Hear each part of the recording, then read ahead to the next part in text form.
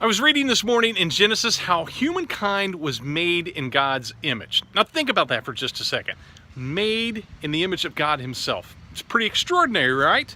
In God's infinite wisdom, which provides for pretty well infinite possibilities, God chose to make human beings in his likeness.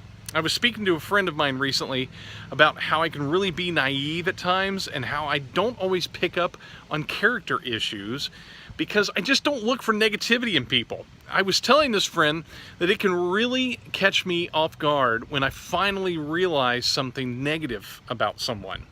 And she pointed out that it was because I generally see the good in people.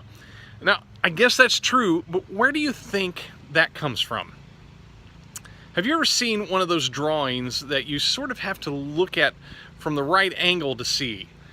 Have you ever seen those sculptures that when the viewer has to stand in like one particular place to reveal the intended form?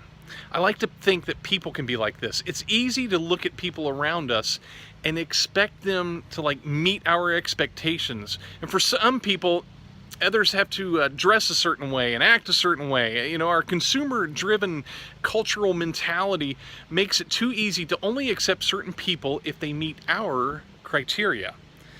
In Psalms 139 it says, "I praise you because I am fearfully and wonderfully made." If I am fearfully and wonderfully made, so is that guy who stands at the bus stop every day on my way to work. And the guy I see walking down the street holding his pants up because they're too big and they're hanging down below his butt. And I see the guy on the sidewalk every day that has some sort of back issue and can't stand up straight. And that lady at the gas station that never says thank you when you open the door for her. There is something awesome in everyone we encounter every day. We may have to get over ourselves a little and look at them from an angle we aren't used to, but it's there. Every sculpture bears some evidence of its creator. It is impossible for any sculpture to not contain some evidence of the hands that created it. Each of us was created by the greatest creator of all eternity. That means that the fingerprints left on my heart by my creator are the same that are left on the heart by your creator. There simply is no way to get around the idea that we all come from the same spinning wheel. When we understand this basic concept, we have to accept that each work of human art is created for a purpose. While that ultimate purpose may be a mystery and we may have trouble figuring out, part of that purpose is to add to the greater creation story. That means we all have a reason for being here together.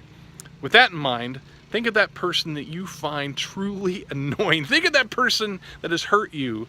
Somewhere beneath those things that we find annoying and hurtful are valuable, and there's a beating heart. So valuable that God breathed life into that person, and he sees the value and breathed into them. Now, are you willing to work past those things, work past the fog to see that person? That's something to pray about, don't you think? Thanks for watching.